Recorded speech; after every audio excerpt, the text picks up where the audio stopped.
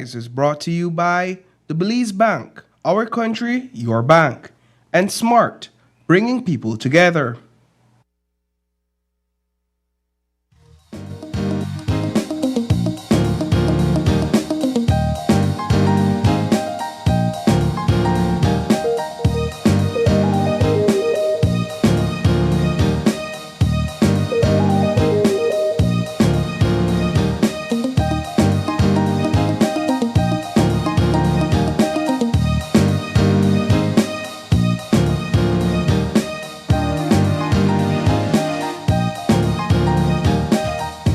Live from Channel 5 studio in Belize City, it's Open Your Eyes, Start Your Morning Right with your hosts, Sabrina Daly and April Martinez.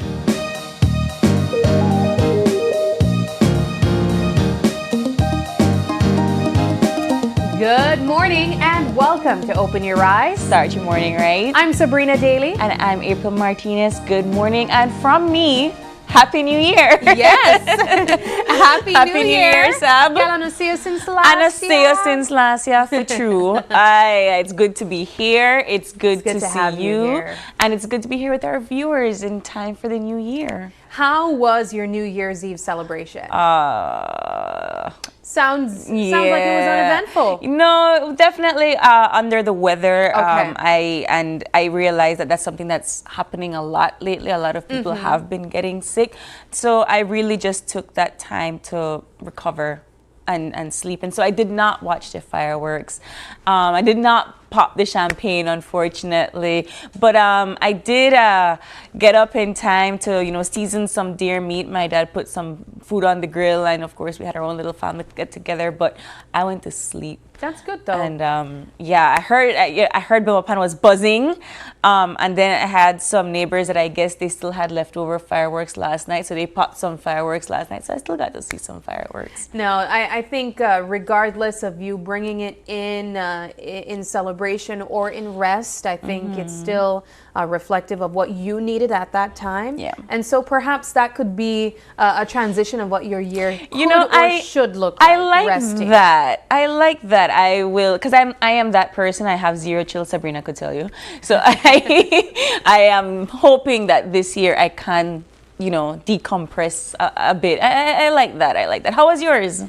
Mine was exactly what I expected it to be, pretty much uneventful, but I did spend a lot of time with my family, as I also expected it to be. And so for me, it was exactly the way that I wanted it. Awesome. I'm not too much around the crowds and stuff like that, and so I wanted to ensure that I was with the people that I love the most, and that's exactly the way that I did it. I love that. The New Year's itself, though, was super rainy, and I think we spoke about this yesterday too. Yes. And so there wasn't much that you could do, but it brought quite a cozy start to the new year. We had to stay in. We did have to stay in, and that weather keeps happening. I think today as well. It was raining quite extensively this morning on the drive. I'm not sure about you, and but yesterday. Yeah, I struggled a little bit getting here. Well, I'm not late, but around the usual time, just because the road was so slippery and it was raining really difficult. So to our viewers out there that are about to commute or are about to trek on that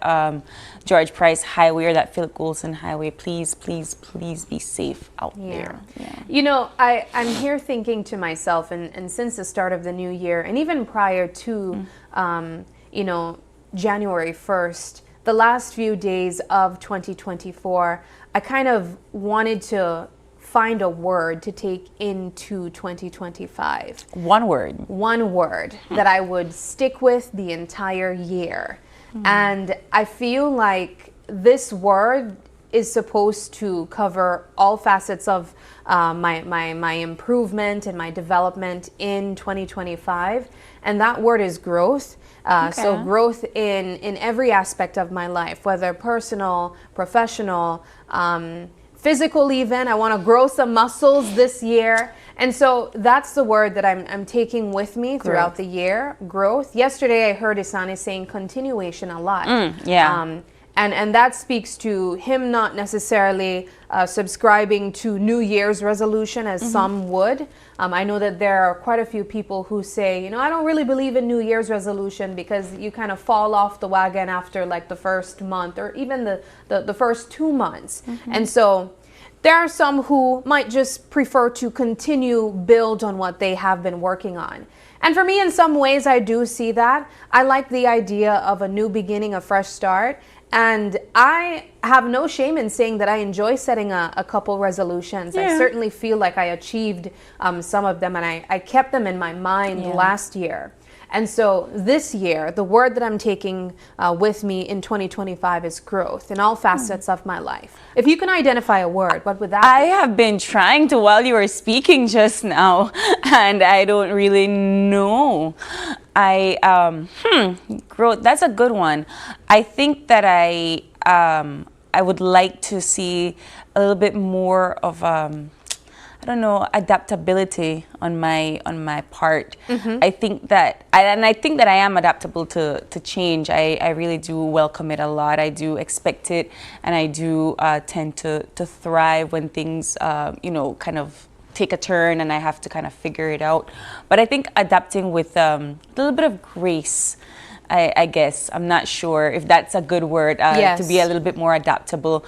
I have to think about it because I didn't really, that's quite a challenge. Let's take it to our viewers. What would your word be going into 2025? What is it that you would want to champion for yourself for this new year? I absolutely agree, and I'm hoping to get some feedback from you guys as well. Maybe less of a New Year's resolution. What's one word that you plan to remember throughout the year and strive towards throughout the year? But aside from the chit chat, we do have some topics to jump into for What's Buzzing April, so let's head straight into that.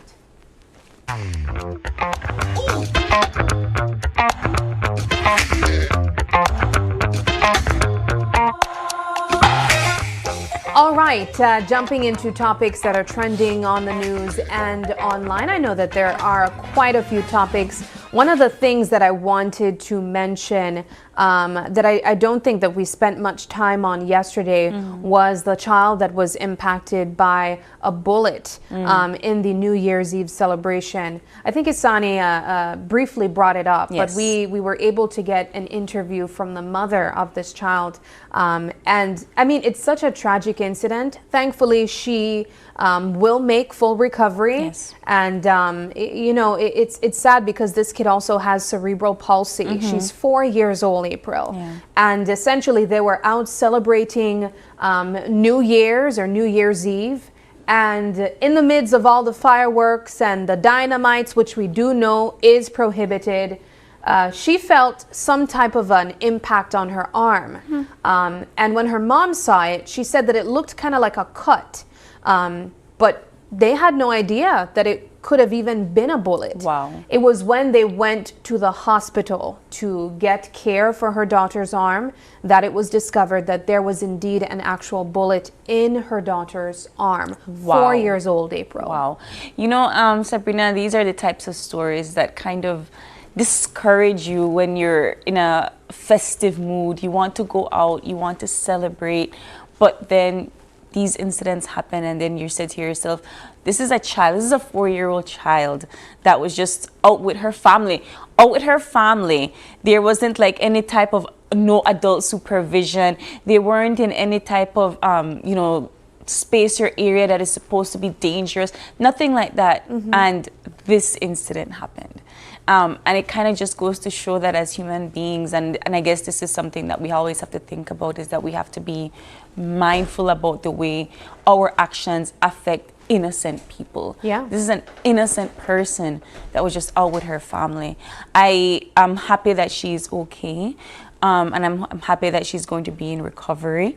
She's definitely one of our more vulnerable community members, and I really just hope that she continues to get the care and attention that she needs. Yeah, it's really one of those topics that immediately when I heard the story, it took me to the conversation that I believe you were with us when we had the Belize Police Department on set, talking about these festive times that come with fireworks and dynamites. And a lot of people not recognizing one of the main reasons why it's prohibited is, one, because it's dangerous, Right. but two, because it resembles so clearly the sound of an actual gunshot. Because of that, you could have police officers dispatched to a scene where no crime is actually taking place. And so it's important that persons take that into consideration when we're around these festive times, because we could literally harm someone, harm ourselves, or call the police to a scene and reduce our resources where they could be needed somewhere else. But you see in this case, Sabrina, where it was these fireworks and these dynamites and so forth were almost used as like a cover to do the deed. Exactly. Right? So I think that as we are, yes, giving this advice to ensure that we can, determine the difference between these two weapons, if you will, because they are weapons, we also have to be very careful while we're out there. Even though we're not the ones participating, we have to be careful while we are out there. But Sabrina, let's lighten the mood a little bit. Because on New Year's Day itself, Yes. we welcomed a New Year baby. Absolutely. Yes. And you would know that this is a part of our media tradition where we Yes. go searching for that January 1st baby. And so while people were out celebrating, bringing in the new year, 19-year-old Glenda had to go over to the Carl Huchner Memorial Hospital to bring in her baby boy. Yes. And so congratulations to her. Congratulations to her. She said that he was a couple of days early because the date that they had given her was January 3rd. So she had no expectations that he would be coming in on January 1st. And he was the only baby born January 1st here in Belize City, but we're made to understand that there were other children throughout the country that were born on that day as well. We had a couple of them in Cayo. I believe 3 of them in Dangriga were also born on January 1st. So for our first year babies, our first day of the year babies, we'd like to say welcome to 2025. Welcome to this brave new world. Absolutely. You know, one of the things that I can't forget to mention is the contribution that we've seen year after year for the past 2 decades from Sankas. Yes. When it comes to their corporate response and citizen response to giving back to the community in this way. Every year on January 1st, the baby that is born on the new year, Sankas goes out and gives them gift bags or gift packages with items for the mom and for the baby. And so this is something that they have kept up every year for the past 2 decades. And I have to say kudos to them for doing this, because this is something that a lot of us really look forward to seeing as well. Who will be the New Year's baby? There, I believe it's in a state in the U.S. where there's always a particular amount of a monetary prize, if you will, for the first baby born of the year. And so you'll see a lot of mothers in there hoping that they'll get that cash prize and so forth. But for KHMH here, you only had one. We had one mommy that got all of the prizes from Sankas this year. Well, kudos to her, and I hope that she and her baby has a wonderful rest of their lives spending together. I mean, this is the start of Glenda's son's new journey in life, and I can't wait to see what life will be like for them. But interestingly, as we're talking about New Year's, I'm here thinking to myself, April, what happens now when we talk Christmas? Because if you notice in our set here, we still have our Christmas tree up. Yeah. I can tell you at my house, I still have my Christmas Same. We still have up our Christmas tree. I think my question was more, when do you stop saying Happy New Year? Happy New Year. When do you take down your Christmas tree? When do you stop saying Happy New Year? I think there's so many. Oh, so we have a poll up right now on our Open Your Eyes Facebook page. And for our viewers, when do you take down your Christmas decorations? So we'd like to see what your responses are up there in the polls. And that's one of the things that we were talking about earlier, because when you spoke about New Year's, I said, I feel like the entire month of January, if I haven't seen someone in since probably mid of last year, I'll say Happy New Year. Yeah, of course. But when we're talking Christmas now, I mean, it's already past December. So at what point do you take down your Christmas decorations? I will say that for us, we always take it down after January 6th. Okay. But that's just kind of keeping with this Catholic tradition of the king's reach baby Jesus after January 6th. That's when they present the gifts and so forth, and so you don't take down your tree until after the kings have gotten there. That's I don't know why, that's just something that we do. Well, I won't lie, I've gone a long time. You told me there was it this year? No, it wasn't this year. It was last year. It was like maybe 2 or 3 years ago. I had my tree up until like April. Okay, and know did what? you light it every time? Of course I did. Of course I did. Every day I got home. And anytime someone would come to my house and they would ask why my tree is still up, I'm like, look, we should be celebrating Jesus' birthday every day. I have to say, I was made aware that the staff over at the Belize Tourism Board, they kept their tree up all year long, and they just redecorated it for each of the different celebrations that we had in Belize. Oh my goodness. So they did a Halloween tree, they did a Garifuna celebrations tree, Mother's Day. So I like they that idea, kept though. up their tree, but they just like redecorated for all And I've the seen people seasons. do that as well. Yeah. Put up decorations on their Christmas tree for different seasons of the year. I've seen definitely Easter and Halloween. But for me, it's just about, I love the decorations, and I know that a lot of us, we enjoy seeing the decorations up. We enjoy putting it up. It's the taking down part. And you know, that really gets I don't know us about you, but like I avoiding take it. a long time to put up a tree. Like I think I take a week or so until I'm satisfied. Until I'm Really? satisfied. Yes. Because I have this thing where, first of all, the tree has to be 100% symmetrical. And I have to ensure that the decorations do exactly what I want them to do. No, I don't put nearly that much. I take at least a week to put up my tree, at least. No, not me. I mean, it takes me a couple hours and that's it right there. No. But we want to get your feedback on our Facebook page on Open Your Eyes. When is the appropriate date to take down your Christmas decorations?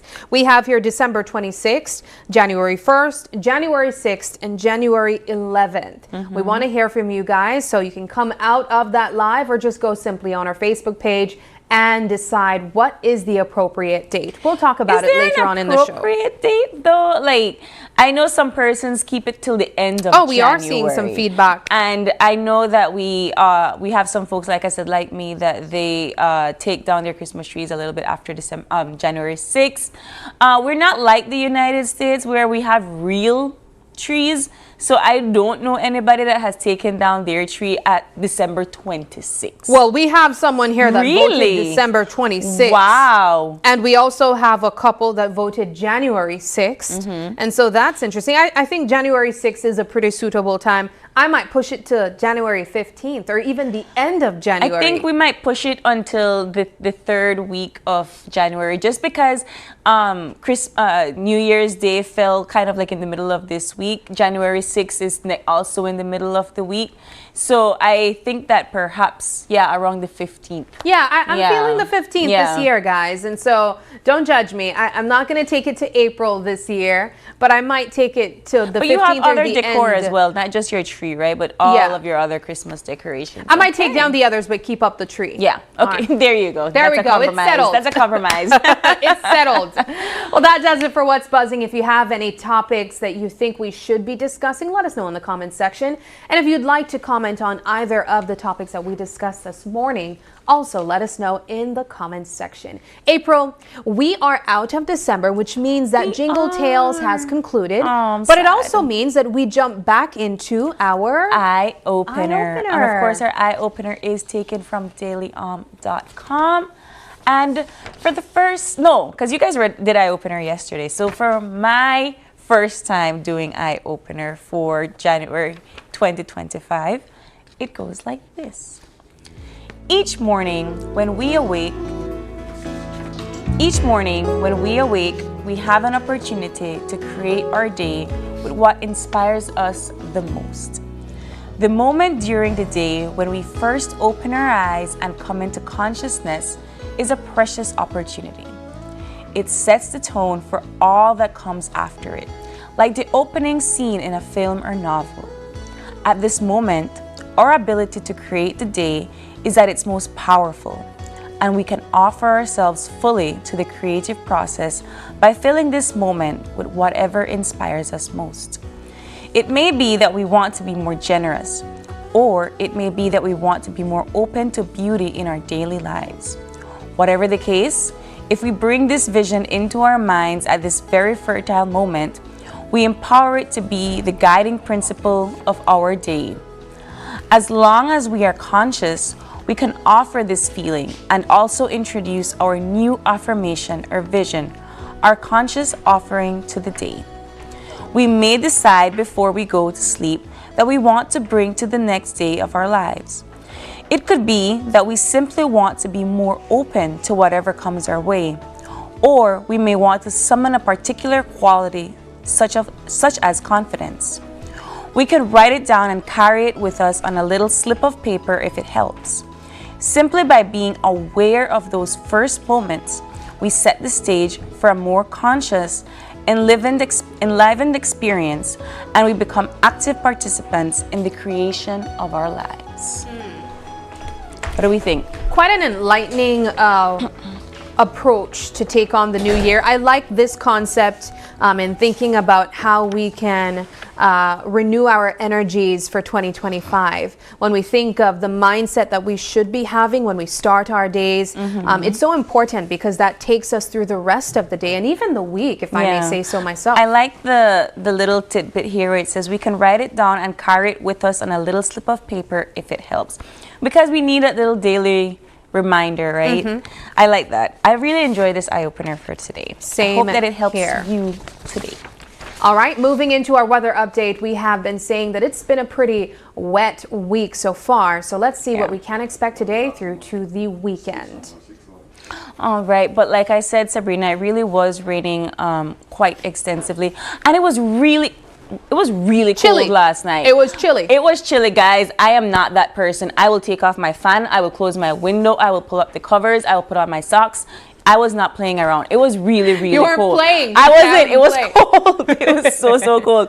And I'm still under the weather, so I'm trying my best to just, stay as comfy as possible. But it was cold. I think it was up to the 70s last night in Belmopan. Well, I think we still enjoy having cooler temps around this time of the year, especially in December and in the month of January. It kind of feels like it matches the season. And so for me, I enjoy the cooler temps. But I know that we all don't so much enjoy the wet part of the it. rain. And so, as we mentioned, we did experience January 1st being a completely wet day, and even January 2nd yesterday. So we're going to find out what today through to the weekend will look like.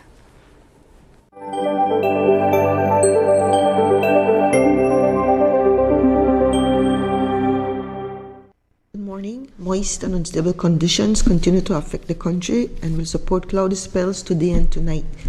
A few showers or periods of rain will affect mainly coastal areas today and mainly the south tonight. In the outlook for Saturday and Saturday night, showers will be isolated except for a few more over southern areas. Winds today will blow from the north and northeast at 5 to 15 knots and seas will be moderate. Low tides will occur at 6:51 this morning and 6:18 tonight. High tides follow at 12:57 this afternoon and 12:25 tomorrow morning. Temperatures this afternoon will peak at 70 Fahrenheit up in the Mountains, 80 along the coast and 82 inland. The moon will rise at 9:29 this morning and sunset is at 5:30 this evening. In the sargassum forecast, latest satellite imagery suggests that there is a slight increase in sargassum in the area. However, chances of sargassum affecting beaches and any potential impacts remain low. That's the latest from the Belize Weather Bureau. Do have a pleasant day. All right. So it is pouring rain outside right now. At least here in Belize At City. least here in Belize City.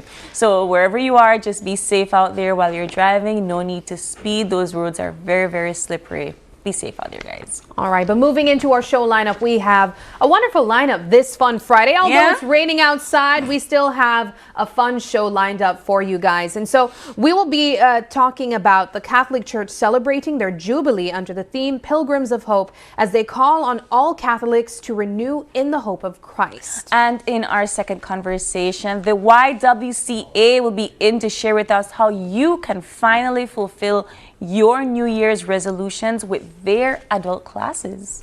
And you know, April, we kind of brought in the new year in our own way with some DJ selections. And so I'm hoping that this is going to be our next Friday tradition.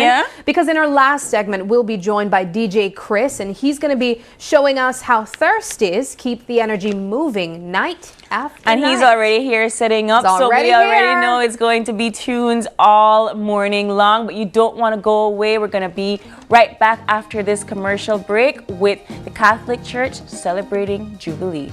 We'll be right back.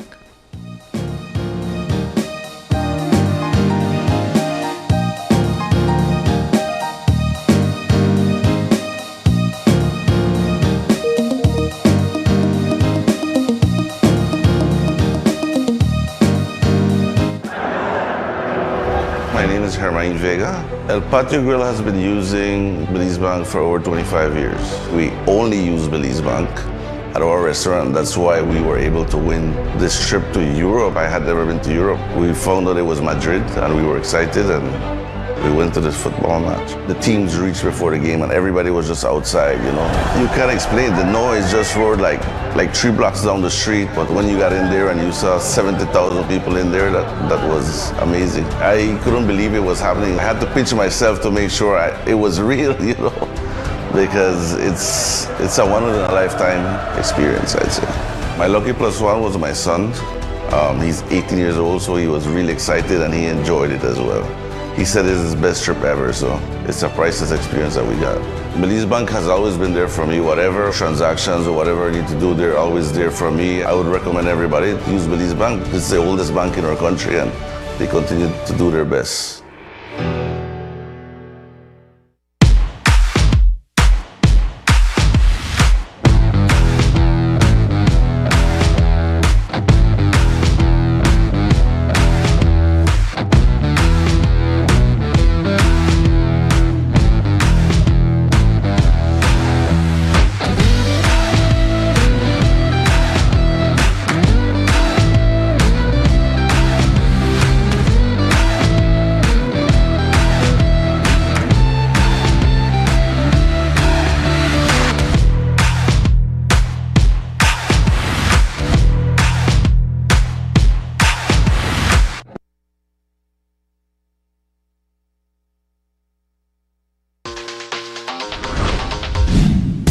I'm connected.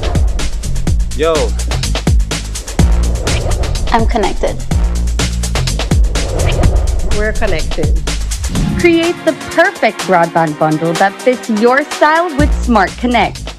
With the Junior Bundle, get 50% off your national calls and up to 6 gigabytes of data at no extra cost. Get postpaid added on for an additional cost of only $25 with the Prime Bundle.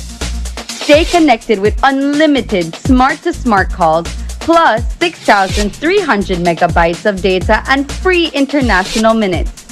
For the family, get the Binge Watchers bundle with Netflix add-on for only $28.13 more. This bundle gives you 4 profiles with unlimited streaming on multiple devices. Visit a showroom near you to sign up and personalize your own bundle combination with Smart Connect. Smart, bringing people together.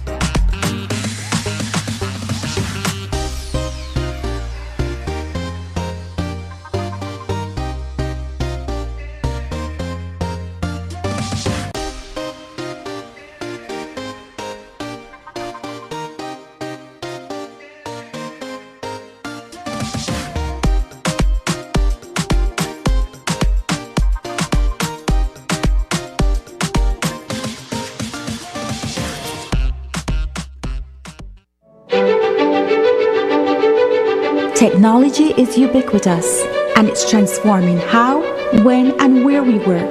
Fulltech Systems is placing award-winning devices in the hands of information workers, allowing them to work without compromise in a world without wires, to innovate, create, and to maximize productivity anytime, anywhere, satisfying the needs of the desk-centric remote and field worker and every other worker in between.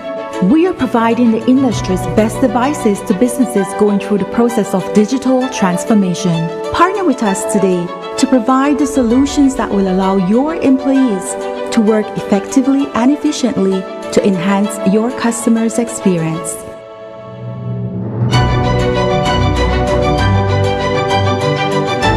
Fulltech Systems, your technology center, where you'll come for the price but stay for the service. Coming up, these chefs and mixologists produce their creative best for their biggest party yet. This steel band has been making a difference for over 40 years. An island filled with beauty, a vibrant culture, and an iconic natural attraction. Now, where can this be? It's all next on this station. My name is Nayeli Yakab. I'm the coordinator of the Benke House of Culture Niche. Before the Belize Bank online service, I had to travel to San Ignacio because we don't have a branch, a Belize Bank branch in our community. Now with the service, I can conduct my transactions at the office, at the comfort of my home, just anywhere in the world. It has made my life much easier. I would recommend the Belize Bank digital services to everyone and anyone. It gives you back your time, it's highly reliable, it's available 24/7, and it just makes your life easier.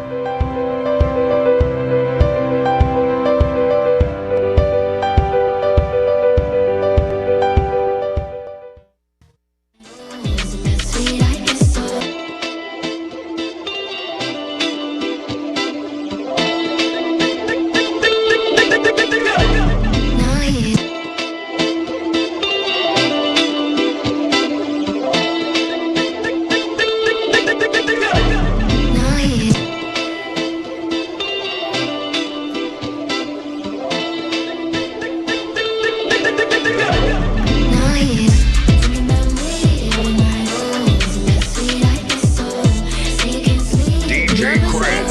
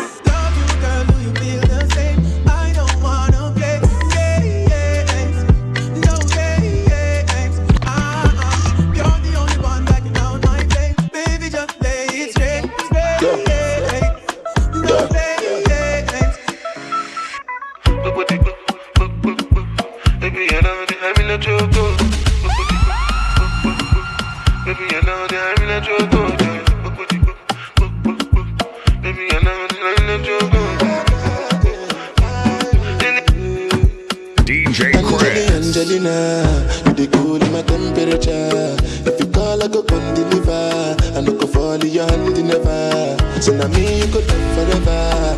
I'm a cocky no feeble letter. I'm a Angelina.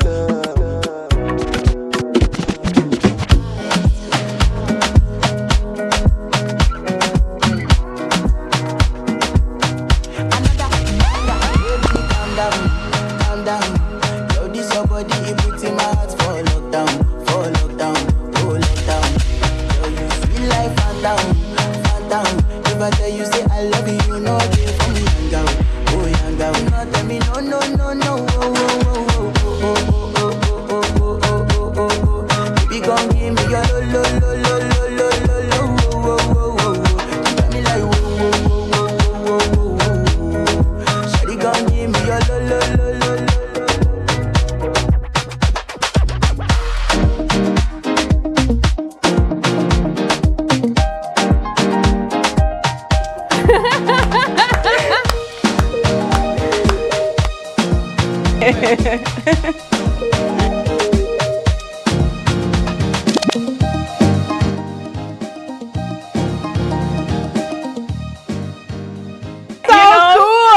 so I have to be very, very, very honest with you, right? With producers, like, guys, move. But here's the thing.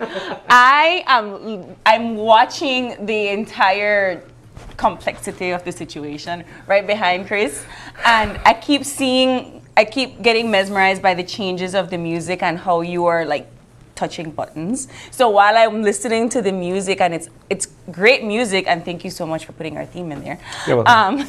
I kept looking at the fast pace of how you are moving to the flow of the music. So I don't know if you have something else that you'd like to play for us before we get into the actual interview this morning, Chris. But maybe you could, go ahead and play something.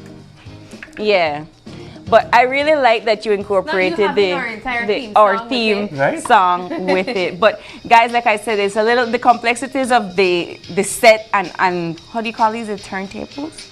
This is a controller, but a lot of people do refer to it as turntable. Turntables are actual record players. Okay. Yeah. Right. And common misconception though. See, and I wouldn't know. Clearly, we're not a DJ. That's fine. That's fine. Just explaining so that pass knowledge on. And we appreciate that. And you know, really, as April said, there's clearly an artistry in what you do, Chris. And so before we even get into the conversation further, let's just give a brief introduction to who we have here. So we have DJ Chris. He is the executive director of Thursdays in Belize City.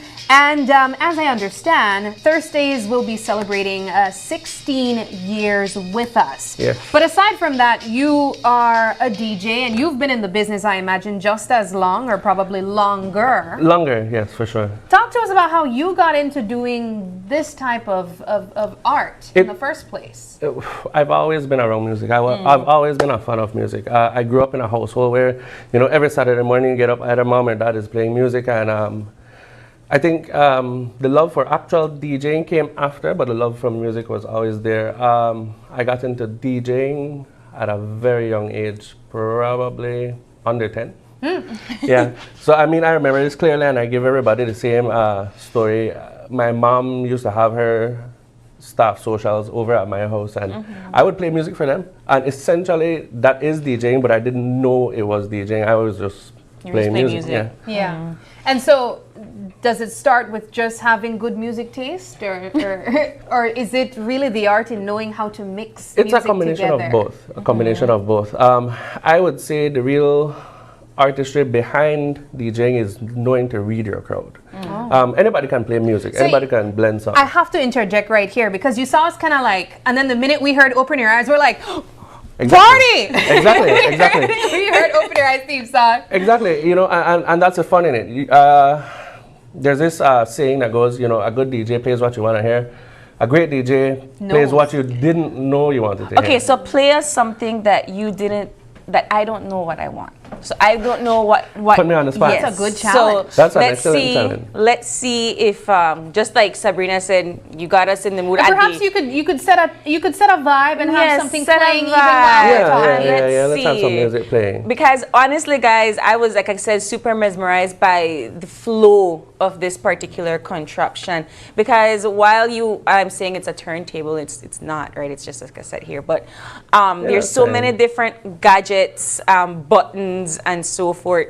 All I know is that if I do this, it's going to do that little swishy sound. The little swishy sound. We had one lesson last week. I saw you guys getting a lesson. So, and that was good. Yeah, so like I'm not ever sure how you even decide when to switch out from one song to the next, and how you know if it's even going to flow properly. Well, that's a matter of, I'm sorry, I'm still thinking. You guys put me on the spot, so. No, that's a matter of keeping count. So everything about DJ is keeping count, and I'm pretty sure I heard Tash talking to you guys about BPM and bars and keeping beat. It's just like making a song, playing music. It's a count, 1, 2, 3, 4, 1, 2, 3, 4, and that's how we keep beat. We can control how fast and slow the songs are, and then what we typically do is find something within the same speed to bring into the other Okay. one. All right, So let's see what usually you got. flows. I have not picked anything yet. We could still have something just playing. Just for underneath. But you know, I think you might be wondering what type of genre does April like. I think she. That's the thing. Knowing your audience would be a good thing. Yeah. So don't be fooled. April listened to a lot of things you might not even expect. That's Yeah, very, let me very just. true. I'll just have something in the background Yeah. playing for you guys because yeah. But for there's the sake of- clearly an art in Yeah. in what you do. How long does it take to become this experience or this skilled in DJing? It's taken me a while. I've always a big part of what intrigues me about this is, like you guys said, the accoutrements, the turntables and stuff like that. The equipment that I use is probably the most intriguing part, besides liking to entertain people. Other than that, I would say you just have to be passionate. You have to put the time in. You can't really say how long it would take. It's taken me years. Yeah, it's taken me years. You know, one of the things that I'm also thinking about, Chris, is the way that technology has evolved over time. Has that influenced the type of machines that you guys use? Oh, for sure, in definitely, entertainment? and you have to keep up with it, and it's hard to keep up with. But I mean, personally, that's something that a challenge that I took on for myself to just keep up to date with everything. So, I mean, for instance, something like this came out probably a year at the most, maybe 2 years at the most. But I have equipment that have been out maybe just a couple months. But it takes time, money, a lot of work to, you know. So, and as a DJ, and I know that we're talking about Thursdays and so forth, and Thursdays is primarily known for that club scene and so forth, but you take your career on the road as well. You do other, you know, weddings and so forth. How do you set the stage for a wedding versus your stage at Thursdays? So it's always a balance, because I would say my preference is private events and weddings. Okay. The club scene has changed, so I don't necessarily get to be as versatile or as creative as I can at weddings. And I play for people from all around the world, so that really tests your knowledge of music, and that's something that I like to show off, so to speak, my knowledge of music. When you say your knowledge of music, you mean different artists? Different from all genres, around, different genre? years of music, you know, different artists. Just, you know, a complete knowledge of everything. You say the clubbing scene has changed, and I think that as older persons of the generation, we know that the clubbing scene has changed. What is it now versus perhaps before COVID? Because I feel like COVID is what made that dramatic shift in the way people socialize, right?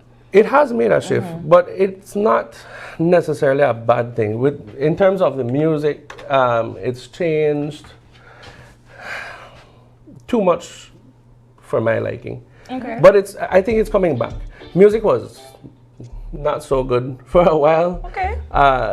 In my opinion, and now it's turning back into that party scene. It was dark for a while. Music was really dark for a while, and now it's finally bouncing back, and now you have that party music. So hopefully we're making a comeback. But you know, at Thursdays, I mean, we have like two sides of it, where we hear like the younger folks like, you know, we're tired of hearing this old music, you know, but we're like, this is what we play to get everybody to dance. Yeah, yeah. And it just so happened that older music get everybody to dance first, and then we can get into new stuff. What I do like though, is that the newer music tends to be sampling from older music again.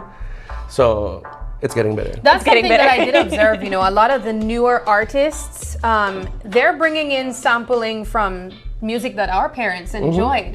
And you know, we might not even pick up on it because we're not from their generation, but they think that it's their oldies that they enjoyed. One of the things that I want to talk about is the longevity of Thursdays. What do you attribute Thursdays being around 16 years to?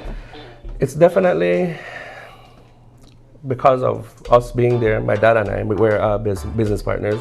Of course, my brother and my sister that help actively. My wife helps actively. But definitely, I would say music and good service. Yeah. I think that... of course, food and drinks too. Food and drinks, of course. Have to put that out there. Of course. But I mean, what would it be without great company, great service and music to dance to? But Thursdays is such a Belize City staple. I mean, I can't believe I felt like it's been around longer than 16 years. So what are you guys doing for your Sweet 16? It's gonna be a party as usual. We're not gonna spoil the surprises yet, but you have to look out for it. Okay, so when does Thursdays turn 16? We turn 16 officially on the 28th, I believe, but we are celebrating on the 31st of January. It's a Friday. Okay, so it's like a birthday month. Yeah, doing birthday month stuff. Of you course. still not do the challenge yet? I still have not done the challenge, but yeah, that's probably one of the most difficult things to do. If somebody says surprise me, if I don't know, I wouldn't know what to play. Also, when somebody asks me what's my favorite song, that's a challenge. There's like millions of songs. Yeah, exactly. Exactly. But I want to go back to Thursdays and its legacy that it has developed in the span of 16 years. You guys have been at the same location the entire time. You would stand time. You would stand natural disasters, even COVID-19, which really crippled a lot of small businesses as well. Going into this business 16 years ago, what was the intention from yourself and your family? So we actually had no intentions of having a club. Okay. We took over what was Jambel's at the time, who was doing Belize and Jamaican food. And I think it was just my dad and his friends at the time started hanging out, and they started to do like their happy hour thing. And I believe that it was a New Year's Eve where we had our first official party. And I'm pretty sure I wasn't old enough to be at that party yet, so I didn't go. No, you never gone. No, I actually didn't go. I'm not just saying that. I'm not incriminating myself. I really didn't go.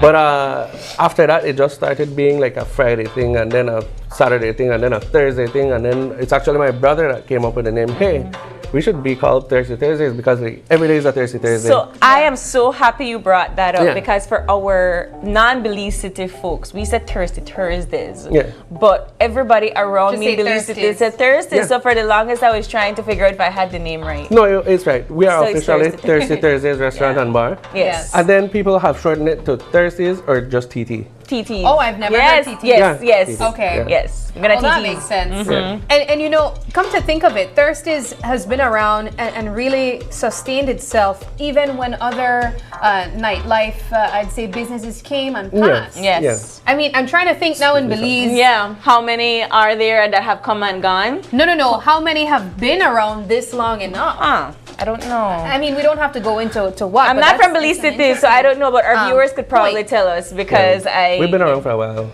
Yeah. A while in the city. All right.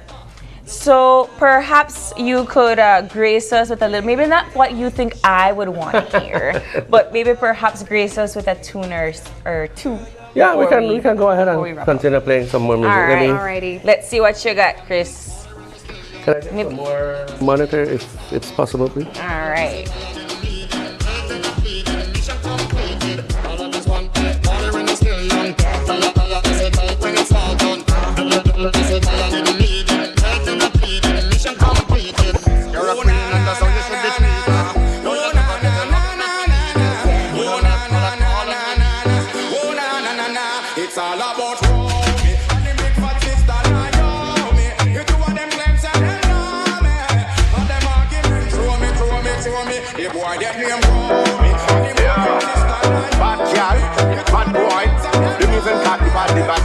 That's the one shot, don't talk to me.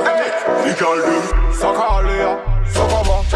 Montréal, papetta, papa le banou, mauvais C'est femme la dit, on se rasse avec une pas coûter ce cochonneau. Non, pas coûter ce cochonneau. Non, pas coûter ce cochonneau. Non, pas coûter ce cochonneau. Non. On toujours fait comme compliment. Ok, yo, on l'est pas, continue. Mais yo, go payer un lait, Paulina. Ça tellement beau, yo, crier même monument. You're listening to DJ Chris. Morning, bro. Alright. Honey came in and she got me red-handed, creepy with the girl next door. Start your morning right. Picture this, we were both butt naked, banging on the bathroom floor. How could I forget that I had given her an extra key all this time?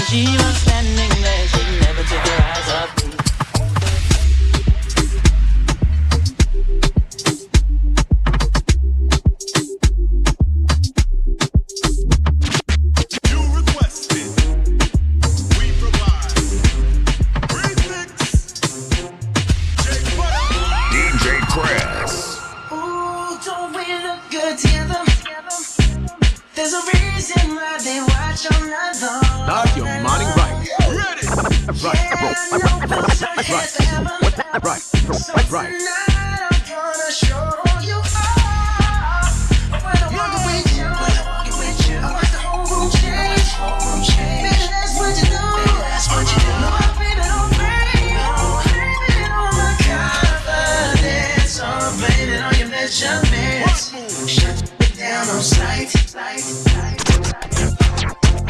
Ready for burn up warning, someone splinter.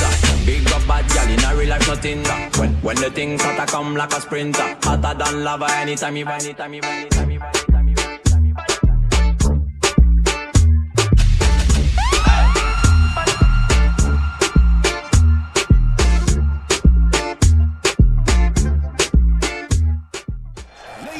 and gentlemen, this is what you've been waiting for. In this corner, we have the masters of limitless power and unbeatable connections.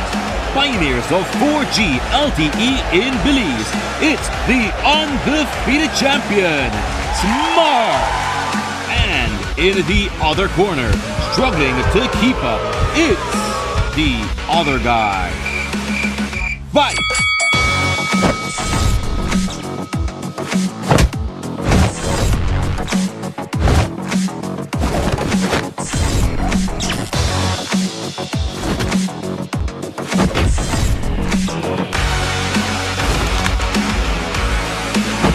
Getting blow after blow from a plan with the other guys? It's time to tap out and join the winning postpaid plan provider. Smart's postpaid plans are a total knockout to the competition, and they have once again powered up their postpaid plans. Sign up for one of Smart's boosted postpaid power plans today and experience the victory of superior service. Smart, bringing people together.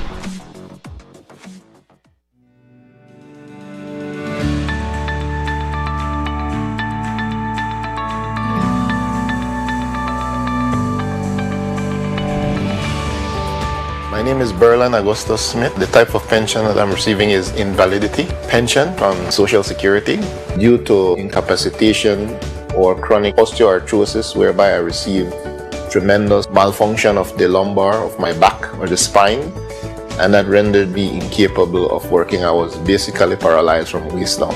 I've been receiving Social Security benefits or pension from mid-2019. As I was the breadwinner, it helped me meet the necessary financial strain that my family was under. If that wasn't in place, I do not know how I would be at this present moment. I believe that I would be in much more stressful condition, and that would have even rendered me a little bit harder to cope with the restoration or the healing part in trying to come back as best as I can. Paying Social Security benefit, it has helped me cope with the financial strain that life demands. We don't know how we're going to stand or what's going to happen to us in the future. So it's always good to have a structure like that in place whereby they can help you.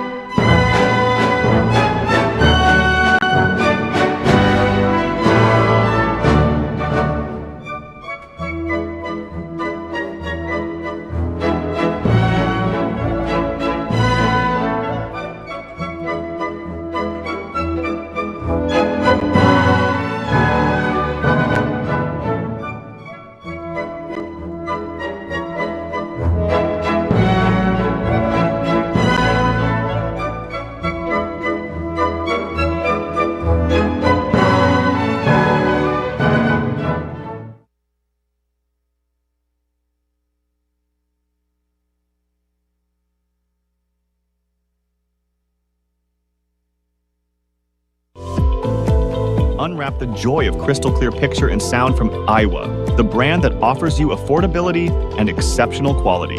Aiwa has a wide range of exceptional products to choose from, such as TVs, speakers, headphones, home appliances, and much more at affordable prices that won't break the bank. Enhance your audio-visual entertainment experience with Aiwa, and for your convenience, parts are readily available in country for hassle-free maintenance. You can find Iowa products at your local electronics store countrywide. Choose Iowa, the best in home entertainment and household appliances.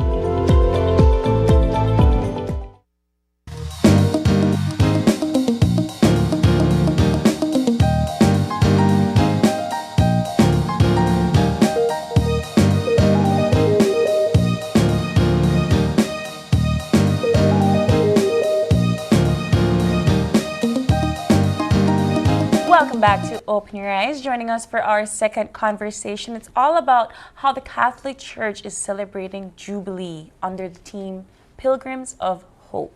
Joining us on the couch this morning, we have Administrator to the Roman Catholic Diocese of Belize and Belmopan, Father Jordan Gongora. Good morning. Good morning. Media and Communications Chair, Ruben Wong. Good morning. Good morning. And the Jubilee Committee Chair, Mr. Abel Vargas. Good morning. Morning, Gentlemen, thank you so much for joining us. Thank you for having us. Thank you. Ladies. Thank you. Let's talk about, first of all, what this particular Jubilee is all about, and then we get into the theme. Let's start with you, Father Gongora. Thank you. Good morning to you. Good morning, Belize. I'm very happy to be here this morning and excited to share to the nation, to the world, this exciting year of grace for our church, Universal Church in the world. Pope Francis called earlier in 2023, he called the year of hope. He wanted us to have the Holy Spirit rekindle, renew that hope, that faith in us as pilgrims on earth. And he wants us to see this year as a pilgrim of hope. And so we're excited to begin the festivities, the celebrations with that theme of Pilgrims of Hope in our church. What determines a Jubilee year? The Jubilee, I think Abel can explain that. Yes, of course. The Jubilee dates way back to the Old Testament in Leviticus chapter 25, verse 10, where there was a declaration of a year of Jubilee, a year of rest, a year of reconciliation, a year of readjusting, refocusing, etc. And since then, Pope Boniface in the 1300s initiated it, and in the 1700s it went from 50 years to 25 years, so every 25 years, save when there's an extraordinary Jubilee, as was called by Pope or present Pope Francis in 2016, a year of mercy. But since then, every 25 years is a Jubilee, and it is a day, a time when we can take stock, so to speak, refocus, recommit. You know, everything that has life, everything that exists needs to be assessed every so often. Wow. So is our faith, all right? So is our church. And so we think that Jubilee is a time for that. You know, you have your vehicle, it has to do occasional maintenance. Us here, we have to take our yearly checkup, so to speak. So every so often, there is an interval where we must take stock, we must refocus, recenter, and get ourselves back on the track towards God. So Jubilee is that time of year to reflect. It is a time to get back into our spirituality. Interesting. Yeah, I'd just like to add to that to go back to the word Jubilee, that the term actually comes from a Hebrew word meaning Yobel. And what that is a ram's horn. And this horn was used as a trumpet to announce the beginning of a Jubilee year. Okay. But so now, instead of using a ram's horn, the Pope utilized what they call a papal bull. And this is an official document or a papal decree where the Pope usually make official announcements. And in this decree, he called for all Christians to become pilgrims of hope. I really find the entire concept of Jubilee so interesting. I mean, to now learn that it was once celebrated every 50 years to now 25 years. What immediately crossed my mind was, do you have to subscribe to the Catholic Christian faith to celebrate Jubilee? Catholic is universal. Okay. You know, and I always coin Dr. Zachary's words in saying, you know, you're all welcome to the Catholic Church. So there's nothing that's confined to the Catholic. We have a lot of things that we initiate to encourage more spiritual growth. But it's all for everyone, as long as it's Catholic. So we'll see this being celebrated in the entire world. Yes, yes, it is. In the For entire the whole year, for the whole new year. For the entire 2025, yes. 2020. That is so interesting. So the last time we celebrated this was 2000? 2016. 2000. 2016 was 25 extraordinary. years. Oh, okay. And remember 2000, it was during the COVID time. Yes. So it was a jubilee for us, but it was a bit low key because of the evident situation. But so this one is, let's do it. We get to celebrate big. Yes. And really bask in what the meaning is this year. Exactly. My next question is, every Jubilee, is it centered around the same concept of rest and restoration, or Yes. does the theme change every year? Okay, so the Jubilee in itself has four concepts that underlies the Jubilee. First is forgiveness. Okay. Forgive yourself, forgive others. Secondly, it's freedom. It was at that time it was freedom of slavery, but now it's symbolically freedom of your own slaves. What enslaves you? I mean, your vices, your commitments, your job. Yeah. You know, your hurried and hasty world. What enslaves you? Free yourself from that. And then thirdly, we have come back home, come back to your origins. A lot of times in our Catholic faith, when we get confused about things, go to the origin. Where did it begin? What was the initial concept? What was the initial reasoning? That's where the original definition lies. And then lastly, it's about rest. And it's not rest that you could stay home more sick days. No. You can't take that rest day, guys. Right. Call in rest. It's rest about you giving yourself time. Yeah. All right. So we say you get time to discern, time to be with yourself, spiritually to be with God. And that's the four concepts of the entire Jubilee. This 2025, there are three themes that the Jubilee wants to look at in interest because of this time, at this 2025. And the first thing is the amount of conflicts that's happening in the world. Right now, personally, I know that there's about 40 countries that are actively at war, where people are getting killed. All right, so we have so much conflict in the world. So that's one of the things that the Jubilee wants to look at. Secondly, it's the post-COVID issues. Right now, people are still living physical and emotional traumas of COVID. Very true. And then thirdly, the environment. Looking at our home, our home earth, and caring for it. God entrusted us as stewards of this creation, and we must keep it, maintain it, and preserve it. So those are the three concepts. Excellent. So how are you all to look at these different global issues and I guess execute Pilgrims of Hope further throughout the year? Well, everything that the Catholic Church has done, its principles underline everything about preservation, conservation, and peace.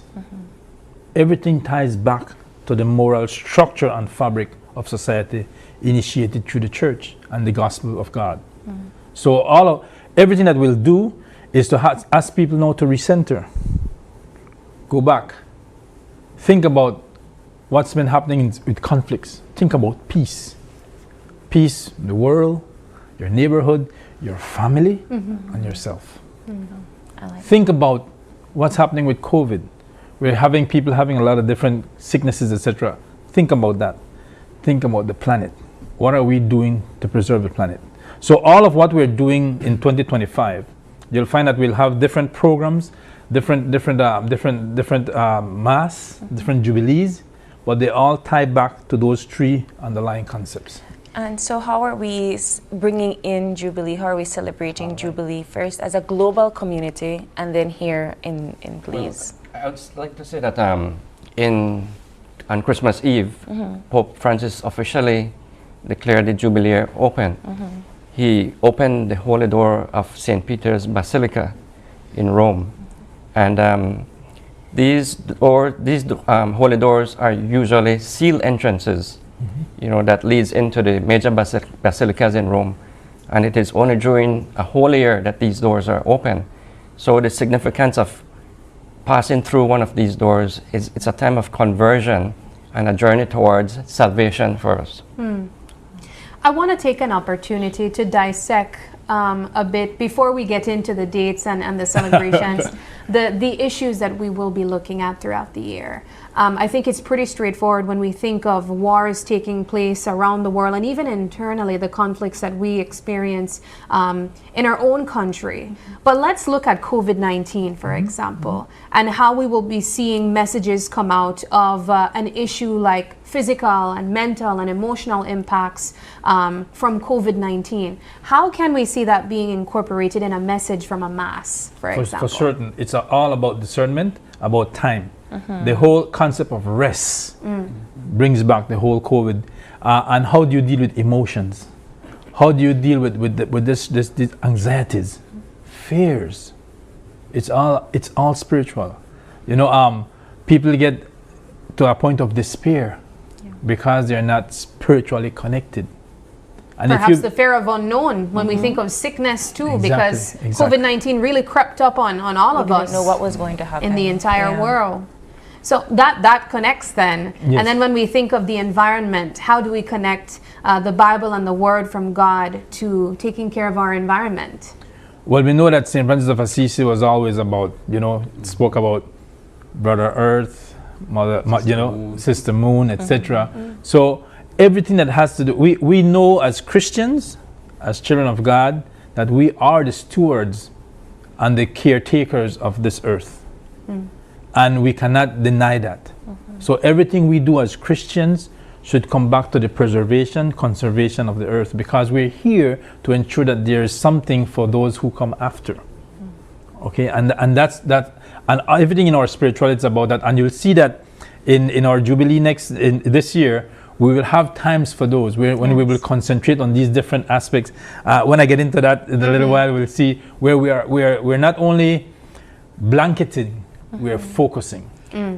I wanted to touch on the final issue, as Sabrina mentioned, when it comes to the different civil wars that are happening throughout the various countries and so forth. And in Belize, we have been so fortunate that has not touched us. Right. But how can we here be a part of this message of hope for those places that we have not seen, but yet they're going through so much? The hope that we provide is the hope of coming home, the embrace of God. All right? You'll find that the church does not actively or physically participate in conflicts, but the church always offers a place of repose. It always offers a place of sanctity, a place where you could come and be with yourself at peace. The fact that most people don't take it or don't take the time to recognize it, that's something else. Because the love of God is not forced upon. It's free will. It's free will. It's always inviting, and it's up to you to come. So that's, the church has always been there. We have a thing that we call, the church has always been involved in everything social. For the past ages, you have the encyclicals that the Pope keep bringing out, but that's our involvement. It's not about going out there taking up a weapon. Our weapon is the Bible. And so that's what we use. We provide you with information and guidance. It's up to you to take it. All right. So how are you all celebrating this year's Jubilee? I see we have an opening Yes, mass coming up. That's coming up this tomorrow, Saturday. In the Co-Cathedral in Belmopan, we'll have the opening mass. Most dioceses throughout the world, they did the official opening December the 29th. We opted to begin this Saturday at 10 a.m. So the entire diocese, the entire nation will be present. We have asked for delegation from each parish. We have 13 parishes throughout the country. And we have our people, our committee, as Abel is the chair of the committee. We are preparing, getting all the details together, finalizing for tomorrow's grand opening of the Jubilee. And at the same time, very, very important and significant of a Jubilee is the Holy Doors that Abel mentioned, Ruben also. The Holy Doors that the Holy Father has asked each diocese to proclaim and open. It has a very symbolic meaning for us going through that holy door of restoration, of conversion and encounter. All this is centered in that theme of hope. In our world, we're going so much things, so much, we're moving away from God. We need to bring back that hope, that salvation in Christ, which we celebrate this Christmas season. So we're going to be blessing and proclaiming the Holy Door in Belmopan tomorrow, and declaring that church a sacred site. That's another aspect of the Jubilee. There will be several sacred sites around the country where our people can journey as pilgrims of hope. Take time to pray, take time to restore, to interact with others. You know, people from Corozal can go to Toledo, interact with the Mayas and so forth. So we are preparing for that. And the next Holy Door will be in Holy Dima Cathedral here in Belize City. That will be blessed and proclaimed next Thursday, January 9th at 6 p.m. We'll have another Mass to proclaim and bless the Holy Door at Holy Redeemer. So there'll be two Holy Doors. Normally, traditionally, it's only cathedrals that are proclaimed open as Holy Doors. That's so interesting. Yes. I mean, the recognition of holy doors and sacred sites, and what that could mean for persons who would like to find that place of rest, so to speak, throughout the year. Really interesting concept. Let's go over to you though, Mr. Abel, and talk about the different eager days. with his dates. I know he's clearly well invested in the planning of this. And so, what are significant dates that we can look forward to throughout the year? So what we'll be having, like Father Jordan said, our administrator, he said that we're having our initial Mass, inaugural Mass tomorrow, which is a big thing for us. It's going to be a good Mass, a big Mass where the entire country is going to be involved. Multicultural as well. We'll have the Quechua, the Maya, the Garifuna, the Spanish and English. So it'll include everyone. So it's a big Mass, and everyone is invited. Everyone is invited. Catholic, non-Catholic, everyone is invited. All right, and that's where we start off. Then we, as Father Jordan said, he will declare the Holy Door there tomorrow, and on the 9th at Holy Redeemer here, the only two Holy Doors that we'll have. And he's right in saying that it's usually only cathedrals. As you can see, in Rome, there are about over 930 churches in Rome, but only 4 sacred papal basilicas. All right, and those 4 basilicas will have holy doors, all right, which have already been instituted. Here in Belize also, apart from the holy doors, we'll have sacred sites. And the sacred site is a place, is a space where you can come and be with God. That's it. Come and be with God. How you are with God, if it means you're going to be silent, if it means you're going to be contemplative, if it means that you're going to discern, that's what it's going to be. The sacred sites will have someone there who will always be able to guide you and answer questions that you may have. All right, whether it be questions about the Jubilee, whether it be questions about spirituality, and if they don't know the answers, they will direct you to who knows the answers and find the answers for you. Also, in the sacred sites, you will have sacred things, sacred objects, sacred things that will keep your faith constant. Because we go to these, we go to Mass, for instance, and we are redeemed, we are transformed, we are converted, but then we leave Mass. And we get back into the world.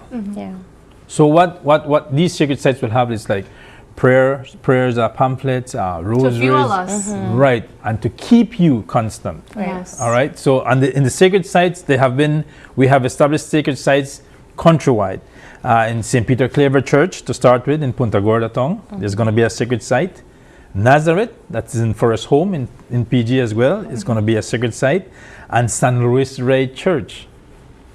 That's in San Antonio, Toledo. That's a church that many people don't know, but it's a majestic church because it has a majestic view of nature. All right, and that goes in with the environment. So then we'll have Our Lady of Guadalupe Cathedral, which is going to be a sacred site. Our Lady of Mount Carmel in Benque, Holy Redeemer Cathedral here as well. Divine Mercy Church is going to be a sacred site. San Pablo Church in San Pedro.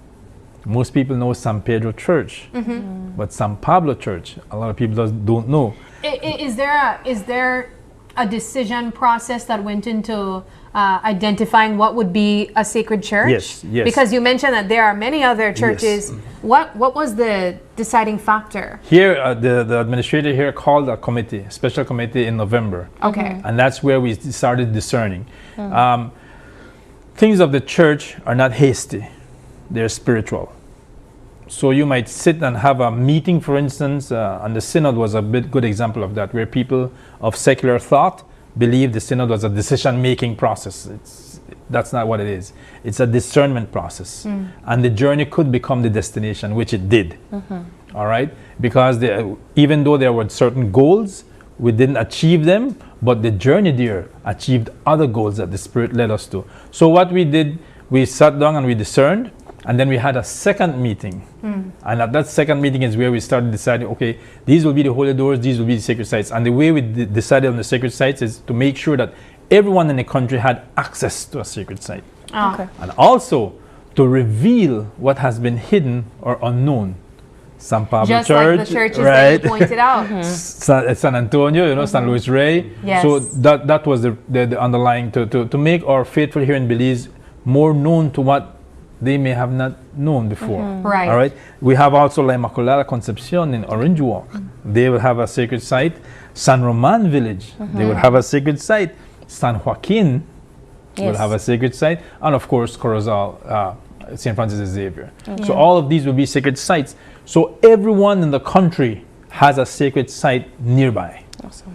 Excellent. Well, this has been, I was going to ask if the liturgical year kind of follows differently because this is a Jubilee year, or is it fitting? Okay. Absolutely. There's no doubt we can't remove it. It makes part. The Jubilee is inserted into the liturgical year. For instance, we're in the Christmas season. As we go into the Lenten season in March, we're going to be celebrating the Lenten season in that center theme of hope. Of forgiveness, of course, of penance and so forth. And it moves on till the end of the year, of this year, when Pope Francis will close the Jubilee year, and we will have lived this whole year of a graceful year of hope in our church. I want to get Mr. Wong in the conversation and take the direction of the conversation more to encouraging newcomers into the faith of Christianity, particularly where youth are concerned. Do we see a lot of young people becoming Christians in this day and age?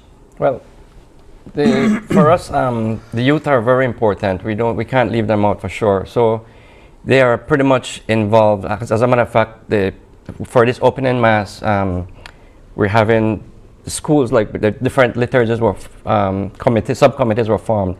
And one of them is school and youth.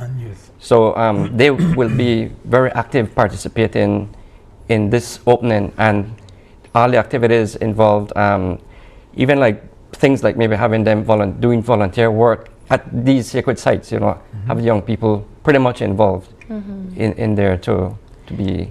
And hinging on that, in the Jubilee year 2025, we will have Jubilees for different segments of society. Okay, so we have a Jubilee for the consecrated, which we will do in February. And the ambitious plan is to go to Lamanai, Indian church. That was our original, the first known Catholic church in the country. It's in the bushes, but our clergy now will have a special mass there. So that's one of the Jubilee Mass. We have also Jubilee for the consecrated. We have Jubilee for the religious. We have Jubilee for the youth, of course, in April. We'll have Jubilee for the lay ministers in June. Jubilee for teachers. Jubilee for mothers. Jubilee for families.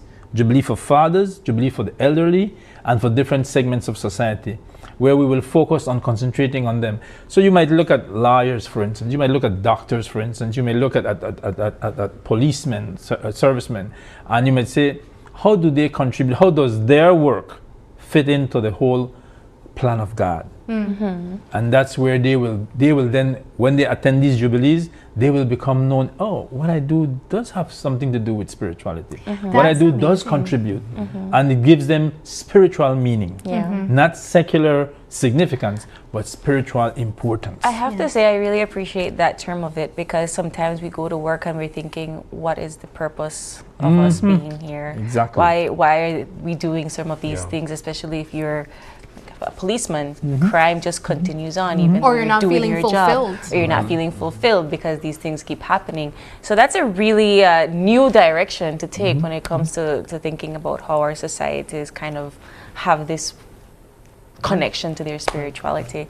I know we've been talking about Jubilee, and you've said it a lot in your last sentence there, but How does this Mass then differ from all of the other ones that you have done? The opening is, the initial opening, the initial rites is, we were given the guidelines from the Vatican to begin the Jubilee, and it is very different. It's a bit different. We have the proclamation of the Jubilee year that Abel was saying, the Ruben on the papal bull. It will be read, and then we will have the specific gospel, a pilgrimage. We're going to have a short procession to the church where we're going to start. So that's the idea, the meaning of all this starting of the Jubilee. The liturgy itself is the same Mass, but we're adding a bit more of participation, a bit more of our culture to have that symbol of unity of our people, the whole nation, the diocese. Other than the Sunday Mass, it's a regular, there's this guideline, but the Jubilee tomorrow is going to be, I would say, more significant in the sense of participation and attendance of the entire nation.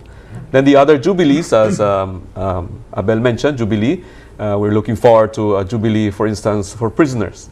We're working on trying to go to the prison and have a time, sacred space, time for our prisoners, pray with them and so forth. Jubilee for public officers, public workers, Jubilee for nurses and doctors, adapt this year for their profession, but also with a spiritual sense, spirituality. I really like that. Excellent, excellent. Gentlemen, as we wrap up this conversation, I'll ask if you have any final thoughts you'd like to share with our viewers. This is your opportunity to do so. Well, thank you for this opportunity. Just to remind our Catholics and non-Catholics, the Christians out there, you're invited to the opening Mass, and just take this time, this Jubilee year, to renew yourself, renew that hope, that faith in God, that this Christmas evidently showed us God is with us. He brought His Son. So inviting everyone to live this Jubilee, to go to the sacred sites, the holy doors. Ruben? Yeah, well, it's a time of renewal. It's a time of conversion. It's a time of forgiveness. You know, if you have anything you've been holding against someone, this is an opportunity, you know, to make peace. At the end of this Jubilee year, we should come out a better person, actually. Well, Jubilee is a landmark of recognition, landmark of joy, celebration. So let this year be a year that we are more happy, we are more content, we are more at peace, and we can share that with others. Excellent, gentlemen. Thank you all so much for joining us this morning. Thank you for having us. Best of luck. Thank you. It's going to be a good one. All right, we got to take a quick break, and we'll come back. We have more Open Your Eyes, so don't go away.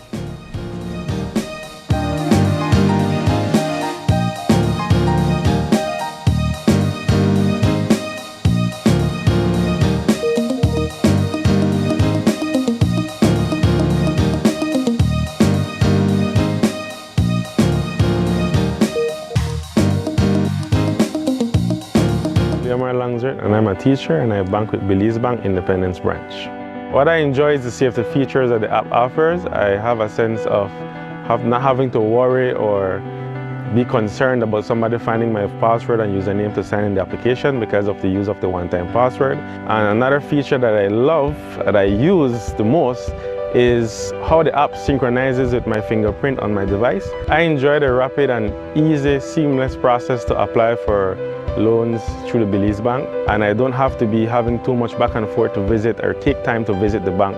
They also start to offer the online applications through the app for loan applications, which I believe is very neat. I would definitely recommend Belize Bank to other teachers because one of all the features and advantages that the app offer with these online that Belize Bank offered is basically everything that you can do in the palm of your hand. So I would definitely recommend the bank to other teachers.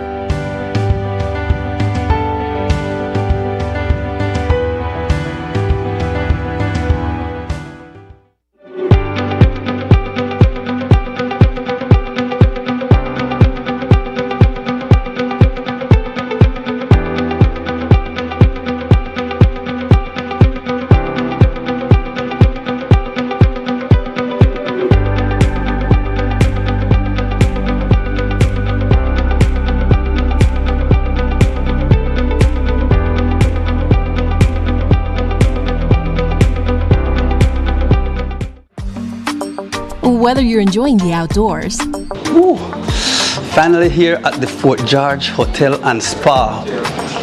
This is nice. or stuck in the office. How can I help you today?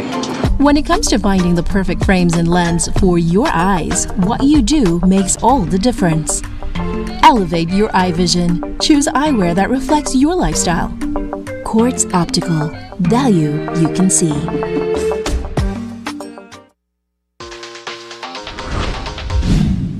I'm connected. Yo. I'm connected. We're connected. Create the perfect broadband bundle that fits your style with Smart Connect. With the Junior Bundle, get 50% off your national calls and up to 6 gigabytes of data at no extra cost. Get postpaid added on for an additional cost of only $25 with the Prime Bundle. Stay connected with unlimited smart-to-smart calls plus 6,300 megabytes of data and free international minutes. For the family, get the Binge Watchers bundle with Netflix add-on for only $28.13 more. This bundle gives you 4 profiles with unlimited streaming on multiple devices. Visit a showroom near you to sign up and personalize your own bundle combination with Smart Connect. Smart, bringing people together.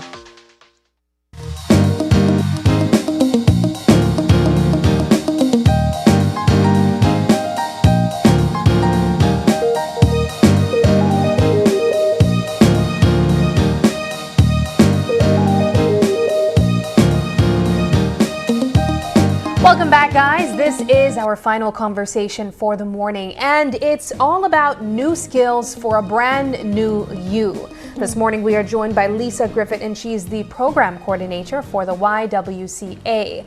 And I am really excited about having this conversation because one of the topics that we will be discussing is actually something that me and April spoke of last year, very late last year. Very late last year. Things that we're hoping to achieve in 2025. Yeah. And one of them for me is swimming. Yes. Yes. And so, let's talk about some of the new skills that the YWCA will be pushing this 2025.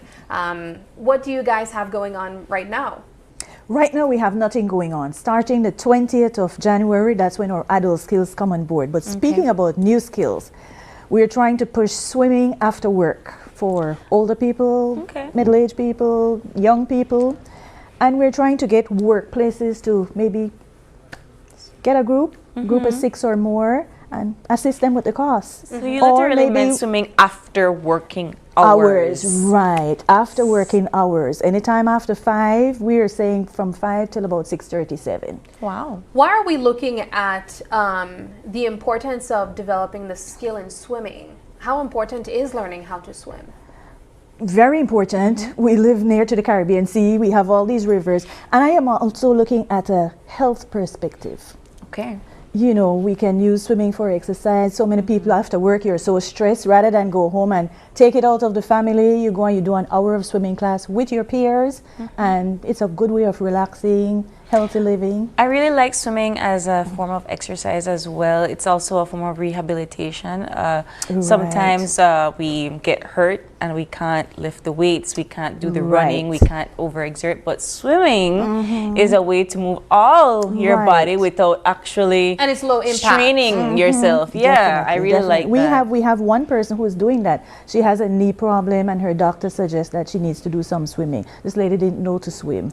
And she come and she's getting along. She, you know, whenever she gets off from work, it's at her time. And that's the good thing about private swimming. Right. You set your time. If I want to come 5 o'clock in the morning, then the Y will have to accommodate you. If I feel like coming at 10 in the day, the Y will accommodate you. I really and like you'll have, as a private swimmer, you will have the instructor at your beck and call. I wonder what other new skill courses does the Y have to offer this time? We're trying barbering. I'm trying this for the second time. The first time we didn't get enough people, but people are calling, asking about it, and especially females. You know, everybody. Barbering. Yes, barbering. Females are. Can a asking. woman be a barber? Of course we can. Can We can do anything. Because you know, we say hairstylist, or you know, you work at a salon or a hairdresser, and then you have a barber. But a lot of the salons now, they are focusing on the male, you know, marking up the beard and you know, the lining up and all that. So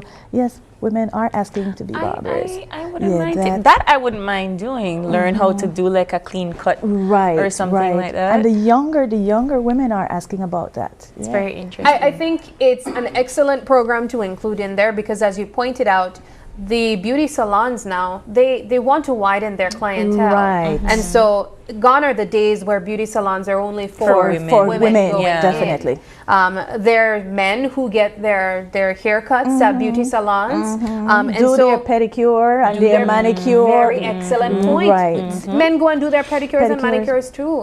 And so having that as an added option or an added service is, to me, a no-brainer. Yeah, I really like that. And so we had a calendar on display just moments ago.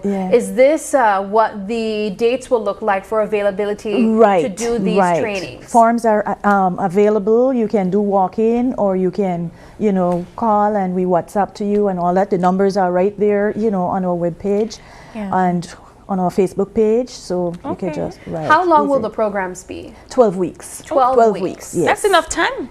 Yeah, I hope it's enough time to learn to swim. You can learn to swim. This, as I said, the swimming you can start anytime. Okay. That's we don't have right now. We're on a down low with swimming because of the weather. Yes. You know, Belize people when it gets chilly they don't swim. Don't go outside. No. We don't go in the pool.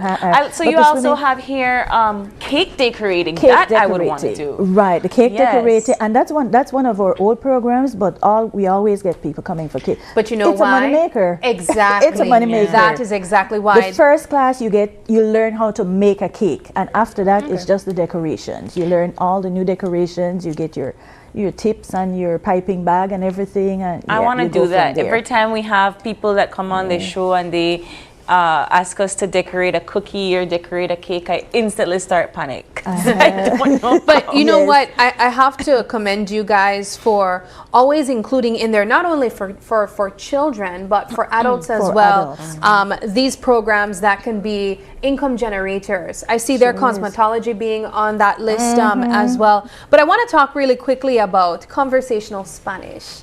Because a lot of us we always say we want to learn Spanish, we download Duolingo, and then we probably commit to it for the first month, and after that it kind of drops. Right. How beneficial would it be to join this program and learning Spanish? Because it says level 1, so after completing this, how able will we be to have conversational Spanish? You should be able to at least get by. Basic knowledge. To survive. Right, but survive. I really like this because in school you learn the grammar, right? You learn the technicalities, but for the longest that every Belizean I know has taken Español para la vida, they don't actually know how to speak Spanish. Like right? myself. And since I'm at the Y, I realized that, gosh, I should have paid more attention to Spanish in school, because a lot of our clientele that comes to the Y are Spanish-speaking people. And even jobs are putting it on, to be bilingual. They're looking for people who are bilingual as well. Our last cohort that we graduated a couple of weeks ago, most of them were migrant immigrants. And their first language is Spanish. And it was, they were struggling, but fortunately some of the facilitators were able to, talk a little Spanish and so, but but conversational Spanish is important. And for people that do speak Spanish, we'll know that when we take grammar in school, it's difficult because the technicality of the actual language itself is very different. But I also saw culinary arts on the schedule. Yes, that is one of the go-to. Everybody asks for that. This is the regular cooking class. You learn to do pizza, other things apart from the rice and beans, chicken and salad. Right. And again, a lot of people, if you notice on the street, on little side business. A lot of people selling food. Some people said, well, I know to cook just the basic thing, but I need to add in a little, and I need some recipes. Here you get your recipes. So whatever you cook, you leave with that recipe. And you also get an opportunity to execute that as well. Aside from theory, there are actual opportunities to practice the what last you learn. class that was doing culinary art, they prepared their Thanksgiving dinner, and they invited your family to come and have dinner. Wonderful. It was so beautiful. I needed to join that class. It right was so there. beautiful. They prepared everything from scratch, and they invited family to dine. One of the trades that I've seen really come forward more last year was sewing. There are a lot of businesses coming out of the skill set of sewing. And we hear a lot of these business owners saying, I learned it from my grandmother, or I learned it from my mother. Right. How are we seeing the numbers look like for persons applying to sewing is one of the class. If you have to cancel out anything else, you will not cancel sewing. Really? Every time we get level 1, level 2, we never have to cancel sewing. That is something that I would also want to do. I mean, I can stitch a tear on my pants, but I can't I could make put a on a dress. button. Right? So what's the difference between level 1 and level 2? Level 1, you're a beginner. Okay. You need to learn to do the measurements. You need to learn to everything. Level 2, you can do that already. The graduation for level 1, you have to wear your blouse and your skirt that you sew. Oh. Right. Level 2, you're doing pants and jackets. Are we learning to use sewing machines as well? Sewing machine from level 1, sewing machine. But I would find want sewing to machines do. a little bit intimidating. They are, and that's what I was gonna say. I think I'm good with the needle and thread, but the minute you give me the when you graduate from level 1, you're able to use the sewing machine already. So okay, fantastic. And I wanted to know. I mean, it wasn't there, but I thought crocheting was also we usually do that in the summer for the kids. Yeah. Okay. The kids that's really also rush that. really complicated. That's a whole different sewing level there. And this last set that graduated from sewing, they're asking for a level 3. Oh, right. What more can you do? I know. Well, I guess they knew to sew already. They came, they learned new techniques. They were saying that, what, we know how to measure, but we weren't doing it the right way.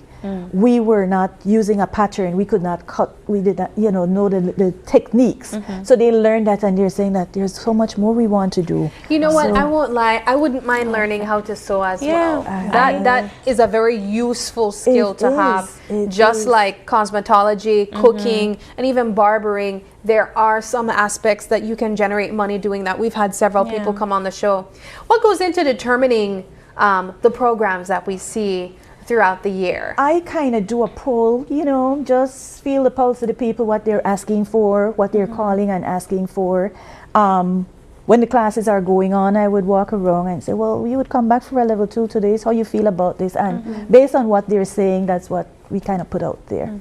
Have persons ever come in to ask for more technical kind of fields? We have people asking for maybe accounting class, working people, or maybe computer, we do. But not enough people. But I guess if we get the numbers, we get the class going. I find that the Y always has these incredible different courses, and every time I were to ask somebody where they learn a particular skill, majority of the time the it's Y. that The they Y. learned it at The the Y. Right. I appreciate that you all have helped out perhaps persons that maybe didn't finish their education. Now they have a skill that they're able to start a career from, like Sabrina mentioned. We have people who come back to teach at the Y who are graduates from the Y. Oh, yeah, that's fantastic. What has been the feedback from your time being the program coordinator at the Y? How have people received these different classes, and what has been some of the feedback of some of them? People are asking for new skills, especially if they had come and maybe 2-3 times, so they're asking for new skills. People are, saying that, well, we need to get out to the villages. That's the most thing that I'm hearing right now. We need to take this, to the villages. And that's a thought. We're just trying to you know, figure how we can get that done. At this point, you guys are you also have a branch in Belmopan, right? Right. That's the only other location. That's the only other location, yes. And they serve the surrounding villages there. Okay. So I think the Belize City one, no, they're saying that, well, you all need to start doing that also. And it's the truth. We need to look at it. Are we seeing some of these programs also being rolled out in Belmopan, or do they have their own programs going on? They have their own programs going similar to us, and they run simultaneously. They go 12 weeks, you know, sessions also. But they offer the swimming? They offer swimming, I think, in the summer. They don't have a pool, so they have to, you know, outsource that part of it, yeah.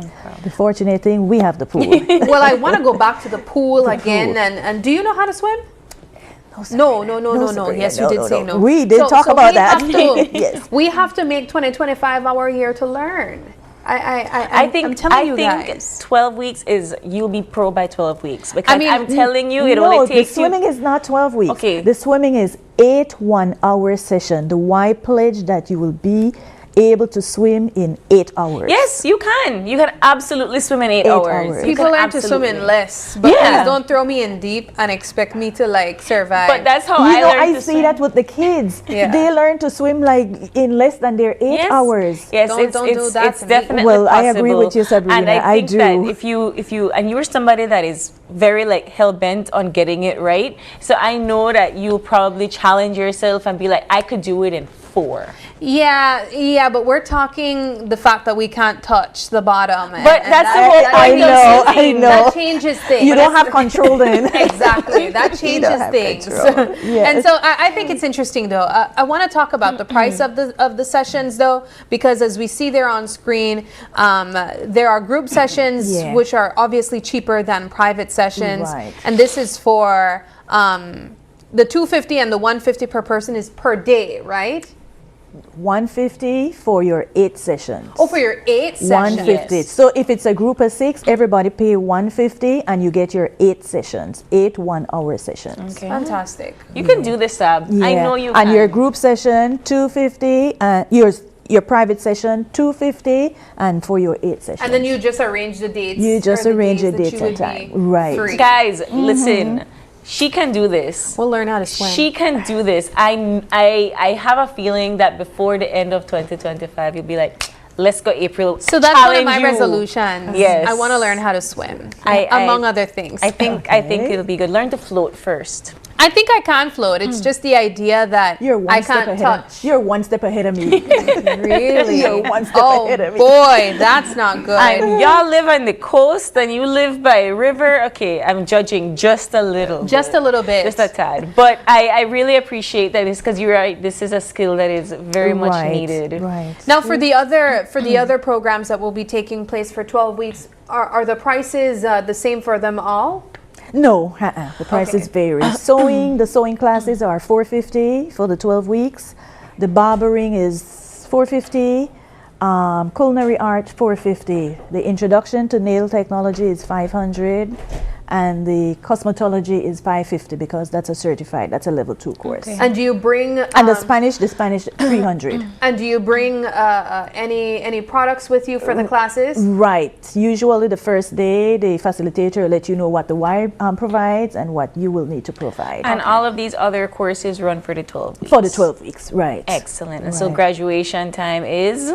In April. In April. Right. And if anyone would like to reach out to inquire any other information that we might have missed this morning, how can they do so? They just call the YWCA. They just call the YWCA. Or they have a WhatsApp number right on the form that they can text to. And So I know you said that or they could ask for me directly if they need, because sometimes maybe the front desk don't have all the details. Right. So they could just ask for me and I could give them all the details. There's a form online that they can fill out?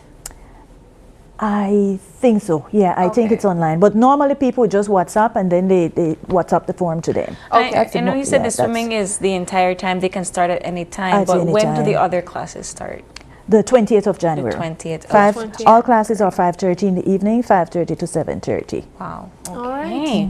Well, 4 hours for the week. You have to do 48 hours to make graduation. Wonderful. Okay.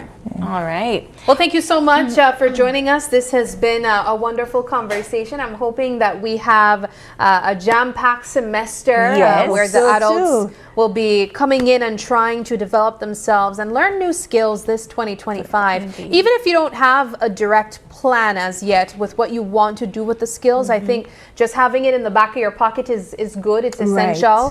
One of the things we've also been talking about is that gone are the days where we only have one stream of income. People are trying to have multiple streams of income. And so learning a skill is super important in this day and age. It'll do it. And of course, we have YWCA facilitating that process and giving us options of skills to learn. And so kudos to you guys for doing that. Thank you. Thank you so very much. Thanks for having me. All right. We're going to take a quick break. And when we come back, we have more Open Your Eyes. So stay with us.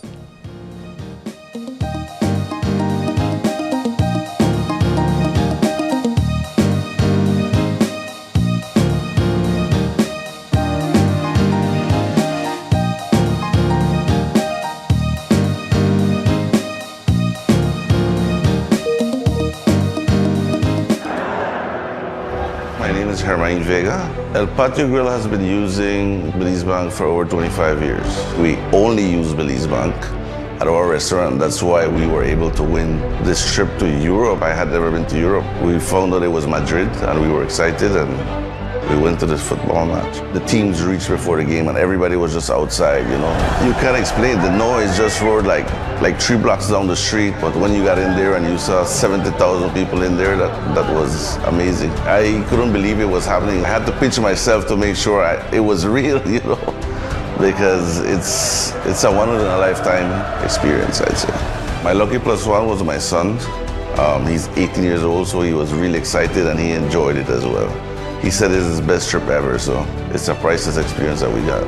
Belize Bank has always been there for me. Whatever transactions or whatever I need to do, they're always there for me. I would recommend everybody to use Belize Bank. It's the oldest bank in our country and they continue to do their best.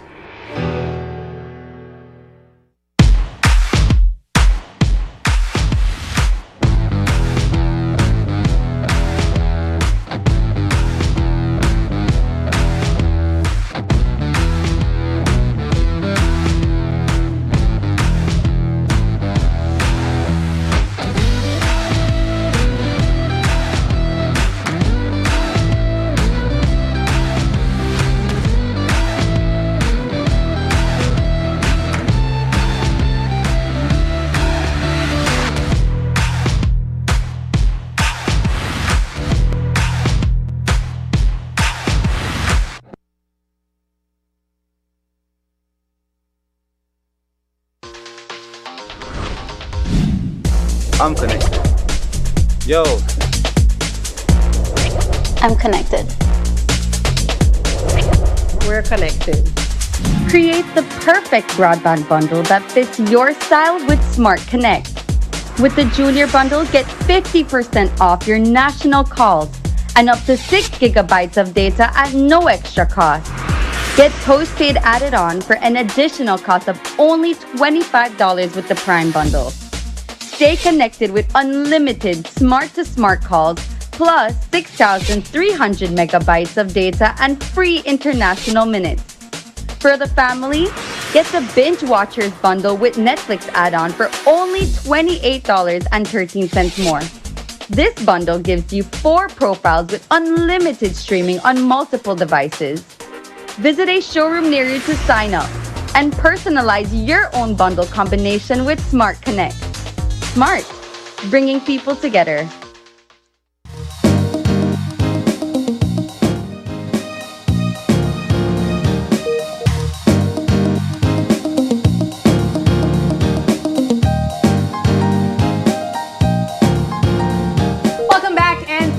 For sticking with us. We had a fantastic show this fun Friday. I liked opening up the show with DJ Entertainment. Chris. I love the fact that he just put our theme song in there. That was so guys, cool. I don't know if the camera caught it, and I really wish that we could have done a playback to show Sabrina's face. So this is how it was, right?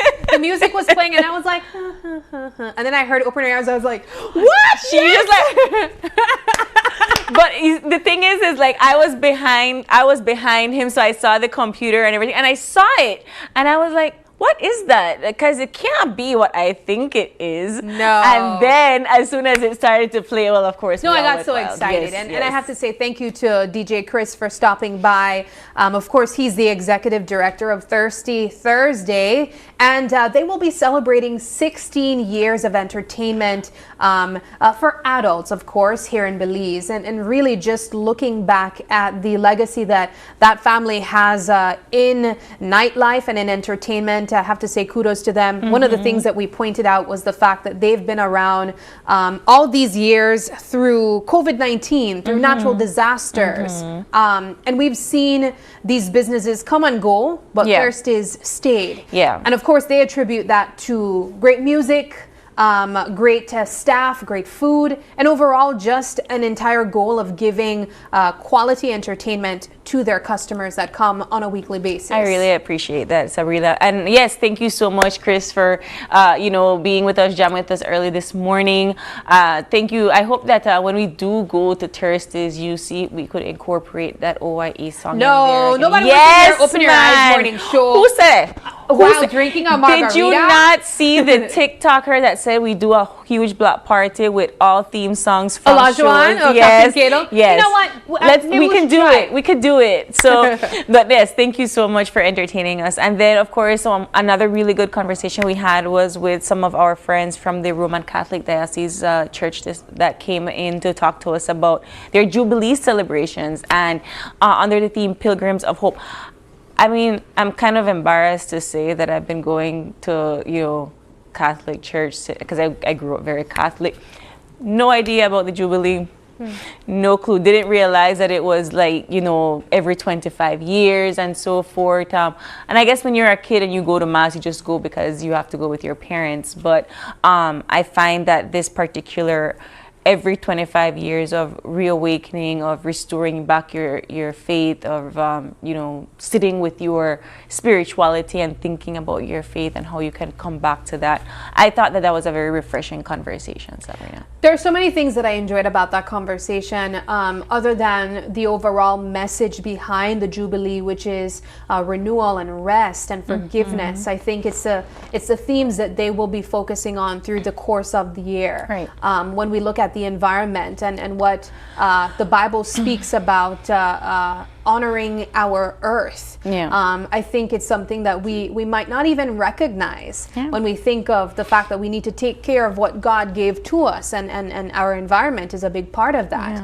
Next, of course, is wars taking place and internal conflicts within our country. When we think about forgiveness and what the Bible speaks about loving your brother and how to deal with conflict. And then lastly, which I really, really appreciated, was the conversation that is still very much relevant in 2025, and that's COVID-19. Although it was approximately 5 years ago, people are still being impacted by COVID-19, whether physically, emotionally. I mean, this is a pandemic that brought about deaths for thousands of people across the world. And so, of course, we will still be having this conversation. And no doubt, it definitely affected the spirituality of a lot of people, when an entire community is going through this horrible thing. Having faith is really hard. Having that sense of hope that it'll get better is very, very difficult. And that's why I think they made it a part of this particular pilgrimage. And it is a pilgrimage, really, because what they're doing is, they've selected different churches as sacred sites and spaces throughout the country that you can make way as a pilgrim and visit these different sites throughout the country and have a moment of prayer and meet the communities that are within those spaces. So it is not just a day of celebration, because it does start tomorrow, but it seems that it's going to be an entire year of pilgrimage and so forth. And I really appreciated that they said that you don't have to be a member of the Catholic Church to embark on this pilgrimage. You don't even have to be Catholic or a Christian even. You just have to, I'd say, align with the message that is being given out. And I think that's something that we oftentimes take for granted, the fact that there are even non-Christians that fellowship with Christians Yeah. because of the overall message. And so I'm looking forward to seeing how the Jubilee year will impact us here in Belize when it comes to the overall message of renewal and rest and forgiveness, if it will bring a more peaceful 2025 for us this year. But finally, one of the things that I also looked forward to today was the conversation around developing new skills this 2025. And we couldn't have that conversation without having the Y on set here with us. We had Miss Griffith talking to us about some of the programs that adults can take part in this year. And so in their first semester starting the 20th of January, and concluding in April, you guys can develop new skills, whether it's culinary arts, sewing, cosmetology, Sabrina's going to do swimming. And then, Sabrina's of course, gonna do there's swimming on the side. That's not a part of the 12-week curriculum. That's something of you guys deciding more privately and intentionally. You can also do it with your work colleagues if you want to strike a deal with the Y. But ultimately, surrounding the idea of developing new skills and being a better you this 2025. I really like that. I would do their barbering for sure. I think that that's a really cool skill to have, to learn to do a little lineup.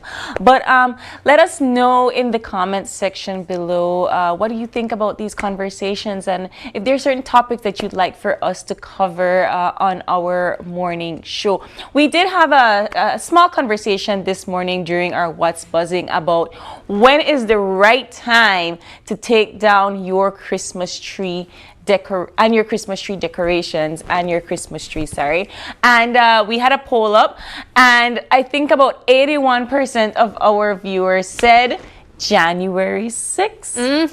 All right, and then I'm surprised that 10% of persons saying December 26th, and we have about 3% saying January 1st and 6% saying January 11th, but majority says January 6th. So I see in the comments section that's not actually shown on the poll, a couple people saying January 15th, and we even have one person saying the end of January. And so I'm glad I have a couple people thinking like me over this side. Of course, we know Samson Jacobs. He's always commenting on our social media on Open Your Eyes. He said January 15th. Sonia Singh said, exactly, mid-January for me. Mid-January and then Wilbert Zelaya saying the second week in January. Donnie Mark saying end of January. I have to agree with you, Donnie. I think I might do the end of January. If you let Sabrina leave her Christmas tree up with all her decorations all year long, she will agree with you as well. I would agree with you. Just type it in the comments so I can find someone to tag team with. But that does it for our show this morning. It has been a fantastic time with you guys and also our guests who stopped by. If you have any thoughts on either of the topics mentioned, let us know in the comments section. And it is also January 3rd. If it is your birthday today, we want to say a happy birthday to ya. We were in sync. We were in sync today, guys. Look at his color coordination. By the way, we did not plan this, just FYI. But the moment I saw her, I was like, girl, I love the color. And she said, she was wondering if I thought of it a long time ago, if I thought of it the night before. Here's the thing, guys. No. The color brown hates to see me coming. No. All shades of brown hate to see me coming. Because I was going to wear something different, and then I said, no, I think I wore something similar on Tuesday or Monday. So I said, Sabrina wore a really pretty brown jacket the night before. And I'm very likely going to wear another brown. I didn't realize you were going to wear brown this morning, but if it works, it works, right? It but works. Like we said, if it is your birthday, today is January 3rd. Happy birthday to you. And if you have a birthday shout out or just a question or a comment, you can drop us a line right here at oye@channel5belize.com. And you can also catch us on Facebook at Open Your Eyes BC. And check out our highlights on Instagram at oye_belize. Thank you so much for joining us, guys. And please do us a favor and join us again on Monday when you open your eyes to start your morning right. Until then, keep your eyes, your mind, and your hearts open. We'll see you soon, Belize. Have a wonderful weekend. It's raining outside, so stay dry, stay safe. Bye.